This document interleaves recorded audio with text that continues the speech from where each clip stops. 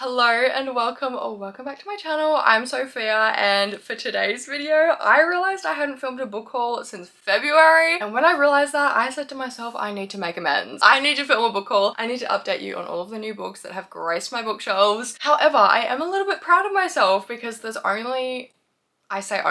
about 30, but compared to prior book hauls and the absolute storm that I was on in collecting new books, I'm pretty proud of myself. I do think getting my Kindle in March has a little bit of something to do with that. But yeah, I still have about 30 books to go through with you, and I'm really excited to just talk about them all. If you guys have read any of these books that I haven't read yet, please comment down below telling me all about why you love them, or maybe all about why you didn't love them, because I would love to hear it, and I definitely do need a kick up the backside to read some of these books. And now that I've done my little spiel, let's get into the book haul. I don't know where to start. I have this big stack here, and then I have a huge, like a mountain on my bed. You know, I think the place I want to start is with some of my new fantasy and romantasy books because I have turned a new leaf. I think I'm hopefully gonna become a fantasy girly after saying that for like a year. I think it's finally gonna happen. I've been in such a mood for fantasy recently, and my book haul I think does reflect that a little bit. So the first book, do I want to talk about that one first? I guess I will. The first one I have is a book talk sensation. This one blew up like a couple months ago, and it is of course When the Moon Hatched by Sarah A. Parker. I am yet to read this one. I think the reason I've not read it yet is because of the slightly, like, I don't want to say controversial reviews, but I've seen that it's very difficult to understand, and the writing style is very beautiful and very lyrical, but makes it 10 times more confusing. And I think for a little fantasy baby such as myself that this one might be a little bit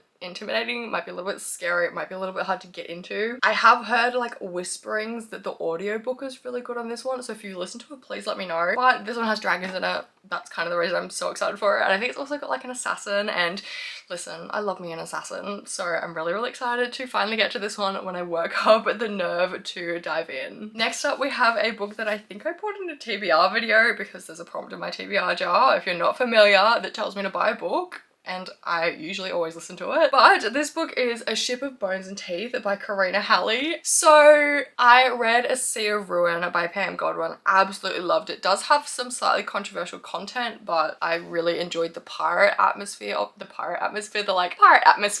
and like the pirates and just the whole environment of like being on the ship and like naval combat. That was really interesting. So I was like, you know, I really want another pirate romance. I really want to like maybe pirate fantasy. So I picked up A Ship of Bones and Teeth, having heard really good things about Karina Halley's other books. I think one of her books is called like Blood Orange or something. Very successful, a lot of people love it. So I picked this one up and I read the first page. Like, look how beautiful that is. She even has like a layout of the ship and like with all the terminology and stuff. It's so cool. However, I read the first page and this one sentence gave me the ick so bad that I had to put the book back down. I think I still will read this because I'm like intrigued, and I'm sure Karina doesn't have a lot of hype around her for no reason, so I think I just need to push past this. Literally the second paragraph, it says, "A month ago I left my family behind without a second thought, with my shark, Nil, as my sole companion."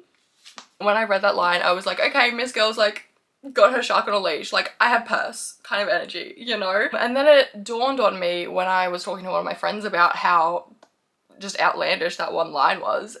It dawned on me that she's a mermaid because this is a Little Mermaid retelling, and I was like, oh, that's actually not too bad. I need to get over that before I come back and try to read this book, but I'm still excited for it. There's another pirate like romantasy on my radar, and I can't for the life of me remember what it's called, but I'll stick it up. This one sounds really good as well. Maybe I'll like continue down my little pirate rabbit hole and then circle back to this one. I feel like it's only right after talking about that book that we talk about Sea of Ruin by Pam Godwin. This one, I love this book so much. I think it was written so well. It has very dark content in it. Check trigger warnings if you think you're reading it whatsoever. I read this one in a book scavenger hunt video. I'll link it down below if you want to go and watch it, but it does have some potentially triggering content that I'm not sure if I'm the best person to have an opinion on, but otherwise I really enjoyed the way this was written. Loved the environment, as I said earlier, and yeah, I think this is a really fun pirate book. I decided to rewatch the Pirates of the Caribbean movies while reading it, and it just added like so much to it, and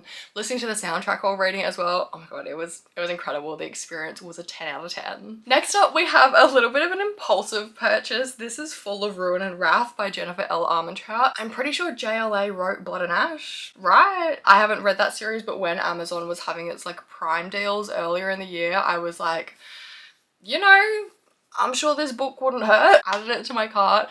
Couldn't tell you what it's about. I feel like there's a city that's in like disarray or ruin or something. The world was destroyed by gods. There you go. Only 9 cities was spared. This one was like on super sale. I think it was like $8 or $9 for a huge paperback. So I was like, that's manageable. I can justify that. And I justified it. And I bought the book and I've yet to pick it up yet. But when I enter my fantasy era, she might be worth the read. We may as well continue on the fantasy moment because why the hell not? The next book I have for you is my favorite book of this year.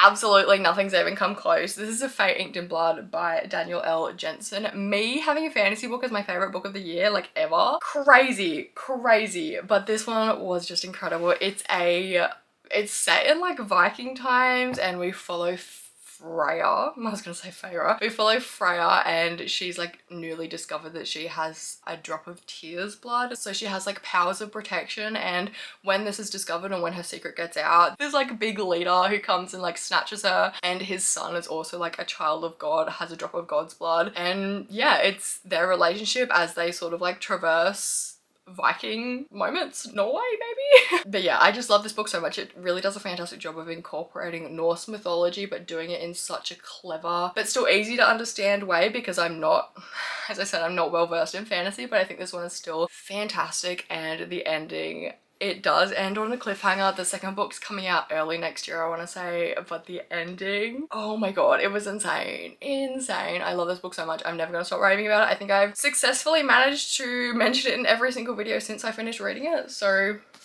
and because I love this book so much, this is my OG copy. I bought a second. Because hear me out, listen, okay, I bought this one, I was like, this is my favorite book ever, I love this book so much. And then I bought a second one during the like Prime Day sales or whatever, and I plan on painting the pages because I do like a little bit of art, I do like painting. So I was like, I can make my own little special edition and paint the pages, and I will probably do a video on it. And then because I loved A Fate Inked in Blood so much, I had to pick up The Bridge Kingdom again by Danielle Jensen because I was like, I love her writing, I love this book. Let me read some of her other backlist. However, I think this one is in third person. I don't mind third person, it just takes me a while to adjust. So I've read like a couple of chapters of this, I think. I will come back to it. I'm very intrigued by the story. That's the reason I have this one, is because I loved Fate Inked in Blood so much. Oh my god, we have like a blue theme going on. That's so cute. We're about to ruin it, but it's really cute. Next up, I have Southern Storms by Brittany Cherry. I did a video where I did like a little online book shopping thing with me, and I bought this book and a couple of others in it. But I have read this one. I enjoyed it. It was solid, it was good. I think it was I don't want to say fun, but it was like a nice little story, very small town vibes. Pretty good. I think I gave it like a 3.5 star. I'm definitely looking forward to reading some more Brittany Cherry because she gives me similar vibes to like Kennedy Ryan. This next one I bought in that same video, and it is One Touch by Lena Hendricks. I'm still yet to read this one, but I think I bought it because it's a brother's best friend renovating sort of moment, which sounds really fun, and the cover is also adorable. I think the main reason I bought it is because the cover's so stinking cute. The next one I have is Darling Venom by Parker S. Huntington. This is another one that I haven't read yet. I'm, to be perfectly honest, a little bit scared of this one. I've seen like a couple of people read this and I've seen reviews, and I think the general consensus is that it's very sad, very heartbreaking book. I'm assuming it has a happy ending because I think it's classed as a romance, but I'm just scared of this book. Then we had Waking Olivia by Elizabeth O'Rourke. I'm very intrigued by some other Elizabeth O'Rourke books. However, I tried to read Waking Olivia and I don't know if I was just in a feral, like, can't be bothered mood, but I didn't really like the writing style. It was very, I did this and then I did that and then I went to the cafeteria, and I don't love that sort of thing in books. So I'm definitely gonna come back to this one. The reason I bought it is because I know the story is like crazy emotional, like once again heartbreaking. Next up we have The Fake Out by Stephanie Archer. This is another book that I read in one of my scavenger hunt videos. I love this book. It was just such a good time, so cute, such great vibes. It's a hockey romance between a hockey player and a physiotherapist. The banter is like a top tier. I genuinely like laughed at a few moments, which is unheard of, and he's just like such a golden retriever, and If you've not read this book yet, please go and read it. It's so freaking good. Then we have Satan's Affair by H.G. Carlton. To be perfectly honest, I bought this one to boost my Goodreads goal because it's really small, and I think this is another one that I bought in my like online book shopping video. So I was like, let me buy a little book as a little excuse because for a video. I have read The Cat and Mouse Duet. I liked it at the time, but thinking back, I'm a bit like, did you like that, or did you just feel the pressure of the popularity of it? But I definitely am still a little bit intrigued by Sibby's story. I am eagerly awaiting the release of those books, and then I'll like suss out the reviews and decide for myself if I want to read them or not. But Satan's Affair, this one seems like a kind of chaotic but kind of fun time, and it's also short, so great for my Goodreads goal. Next book that I have is Bourbon and Lies by Victoria Wilder. I had to own this book purely for the cover. I love this cover so much. I think it's absolutely beautiful. Let's just all take a minute to appreciate it, all right? It's beautiful. I bought it for the cover and nothing else, to be honest, but I've since read about 50% of this book. It feels like a sort of generic popular TikTok book, if I'm being totally honest, but like it's still fun, it's still hot, he's still a cowboy. We also do have some curvy plus size representation in our heroine, which we love to see. I definitely am gonna come back and finish this book at some point when I just want a little easy, kind of fun, kind of don't take this too seriously kind of book, but the main reason I bought it is for that beautiful cover. Next, we have a book that I've been hotly anticipating. This is A Learn Your Lesson by Candy Steiner. This is Daddy P's book, and Daddy P is the kind of like grumpy goalie dad of the team, and he's also a single dad, and his book follows his relationship with his daughter's kindergarten teacher, I want to say, and the kindergarten teacher is just lovely and like really looks out for his daughter. I didn't love Meet Your Match or Watch Your Mouth, but I think this one definitely has some potential for me. It's giving like, oh, it's just giving all the good vibes, like grumpy goalie with a little soft spot. Stop it right now. Literally stop it right now. Next up, we actually have my current read, which I think I'm gonna read for a video, so keep your eyes peeled for that. But this is The Only One Left by Riley Sager. I'm almost halfway through. I started this one on the plane on the way back from New Zealand like a month ago and I just recently picked it back up, and I am really enjoying it. Riley's writing is so immersive, so easy to follow, and like the plot is probably like a generic sort of thriller plot, but I don't read a lot of thrillers, so to me it's really fun and really fresh. It's just so like eerie but so entertaining. I think there's also some like paranormal aspects to it as well, which is like, is this actually happening, or is this your sister's ghost haunting us sort of thing, you know what I mean? And it's also like a detective that doesn't believe her, and it's just really fun, really enjoying it. Definitely suiting the spooky vibes of October. Last but not least for this pile, we have a whole other pile, don't you worry, is Better Hate Than Never by Chloe Leese. This one Bestie KC bought me for my birthday earlier in the year. I'm really excited to read it. I've not read anything by Chloe Leese before, but I've heard such good things about her writing and her books, so I'm definitely looking forward to checking this one out. Right, we're gonna shove this to the side for a second.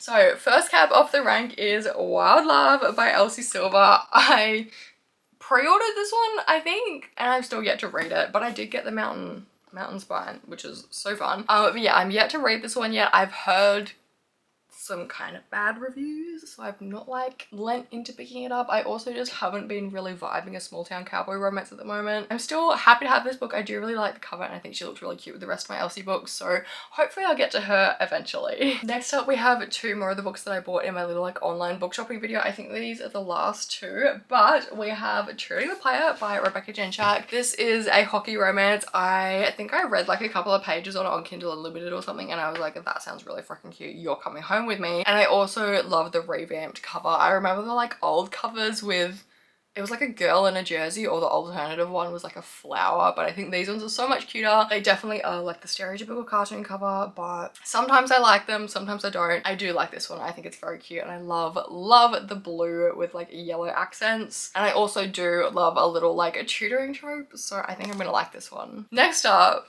if you can't tell by the chunkiness of this book, this is Pucky Around by Emily Rath. This book's really intimidating as well. I'm not sure if I'm gonna like it, to be perfectly honest. I didn't spend a whole lot on it. Also, like, not a huge why choose kind of person. So it's going to be interesting when I do finally decide to pick this book up. I think it could be a good one to just like read like over a long period of time, just a couple of chapters here and there between maybe some like intense fantasy books or something. I don't know, maybe that's going to be the move. I also just haven't been in the mood for a lot of spice recently, so we'll see. Next up, we have a little sequel that I was quite excited about. This is Swift and Saddled by Lila Sage. I enjoyed Done and Dusted. I think I gave it maybe a 3 or a 3.5 star. It was good, although I do think it was a little bit too short, which I feel like most books these days are too long, so to be too short is kind of impressive. I felt like it was lacking a little bit of substance. However, it was Lila's debut book, I'm pretty sure. So I'm definitely interested to read Swift and Saddle to see if there's been any improvements. And I also just love the vibe, you know, like a little horse ranch with like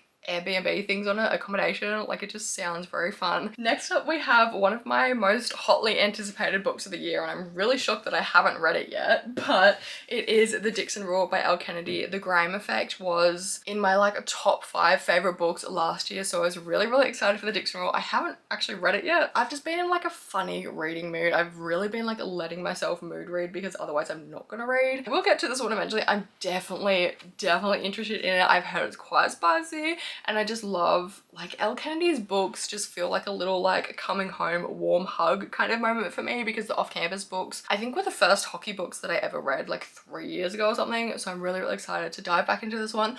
Also, off-campus getting picked up by Prime and like becoming a TV show, that's crazy. I'm so excited. I really hope they handle it well, and I really hope they can pull it off, because if they do, new obsession, new hyperfixation actually. This is another one that I bought in a TBR video, and you're probably sensing a theme that I don't stick to my TBRs.